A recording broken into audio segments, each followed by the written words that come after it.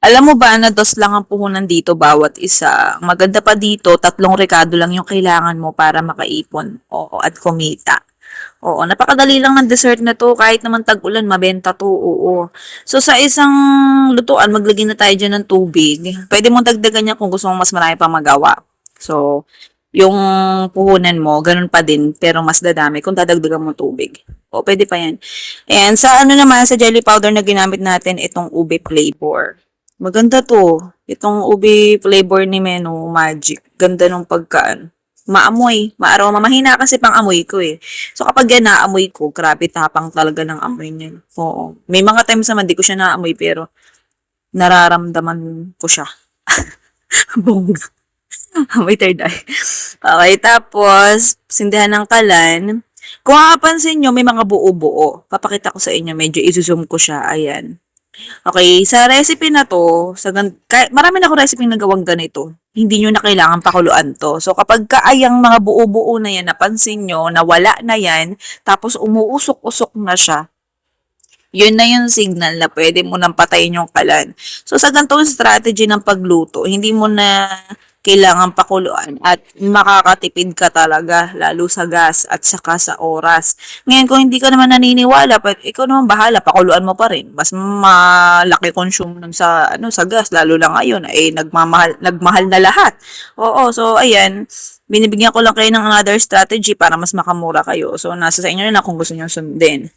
Okay, pansinin nyo, ayan, sinusum ko siya. Okay, tingnan nyo yung sandok.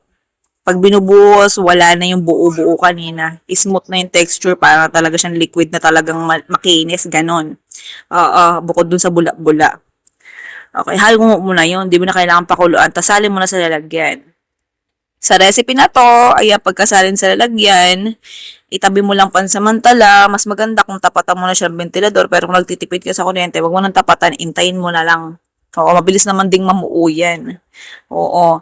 Pagkalipas ng ilang minuto, oo, ayan, ito na itsura niya. Mas buong-buo na siya. Solid ang texture nito, so pwede mo pandagdagan tubig nito kung gusto mong mas lumambot pa yung texture. Tsaka mas marami kang magagawa. Okay, gamit ka lang kutsilyo dyan, tas ganyan lang gagawin mo, oh. Bilisan mo lang. Madali lang din siya i-slice. Oo, dati kasi may mga times na ginagawa ko, parang pagka gusto kong mas maliit pa yung slice dito. Ginagamitan ko siya ng kamay. Sa mismong kamay ko siya hinihiwa. Oo, pero basta may mga recipe na akong ganun eh. Tagal na eh. Siguro mga 2020, 1000 ganun, ganyan. Oo, 2018, 19. Oo, ganun ang ginagawa ko. Pero pagka ganito kasi, pag malaki yung ano mo, pinagsalinan mo, hindi na siya ganun sobrang kapal. So, pwede mo siyang hiwain mismo directly dyan. Oo, nasa sa'yo na lang kung gaano kanipis or kung gaano kahaba ang gusto mo. Oo, sa shape na yan. Pwede naman kayurin mo siya ng pangkayod ng buko. Pero di ako mahilig gumamit ng ganun eh. Mas naladalian ako sa ganito. Oo. Sa hinge cups na ginamit ko, marami lagi nagtatanong. Hindi ko pala na-indicate palagi. No? Pero nakalista naman yun sa recipe ko sa costing, dun sa YT channels. O, pag tinignan nyo yung description doon, naka-indicate naman. So, dito, sabihin ko sa inyo, chichismis ko sa inyo kung anong bang sukat madalas ang ginagamit ko. Madalas ang ginagamit kong sukat ng hinge cups dito ay nasa 60 ml o kaya 90 ml. Diyan lang naman naglalaro yan.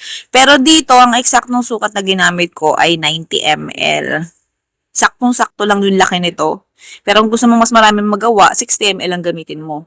Okay, meron akong nakita sa online ulit na mas mura ang puhunan nyo kung doon kayo bibili. Nitong hinge cups. Hindi naman siya sponsor. Na-discover ko lang siya. Oo. Mura eh. Pero, di ko lang sure kung ganun pa rin yung sa mga susunod kasi may mga panahon na nagpo-promo lang sila eh, 'di ba? So, ayan, kung napapanood mo na to ngayon at kaka-upload pa lang at gusto mong bumili ng gantong mga container na may takip na, ayan, parang lock and lock yan, walang tagas yan. O kahit malubak mo daan yan, hindi matatapon. Ayan, itry mo na to. Yung gantong container, pwede mo siyang gamitin sa kahit ano pang dessert o pagkain mo, ha? Ang tinitinda, pwede sa mga sauce. Oo, hindi lang dito sa gantong recipe. Bibigyan ko lang kayo ng idea. Sa mga recipe ko na to, ayan, nasa sa inyo na lang kung gusto nyo itry o hindi. Okay, may costing naman to tsaka recipe. So, ayan, lagay mo lang siya sa rep. Kahit mga 2 hours mo lang siya ilagay sa rep, pwede na. Tapos, diretso serving mo la, ibenta mo na. Kung ititinda mo naman yan sa street food, sabay mo sa isabay mo sa pagtitinda mo ng fishball, kikiam. Ginawa ko na to dati. Sinasabay ko to, mabenta siya. Syempre, nakakauho pa rin pagkakain ng fishball. So, ang gawin nyo, ternohan nyo pa rin ng palamig. Hindi mawawala dyan yung gulaman na palamig. Oo, tapos ternohan mo lang nito. Ganun lang diskarte. Okay, sa mga gusto nyo i-try ito, visit tayo lang ating YT channels, Foodie Par, Halamix, at saka Chef Eden. Okay, sige na, goodbye, good luck. Love you.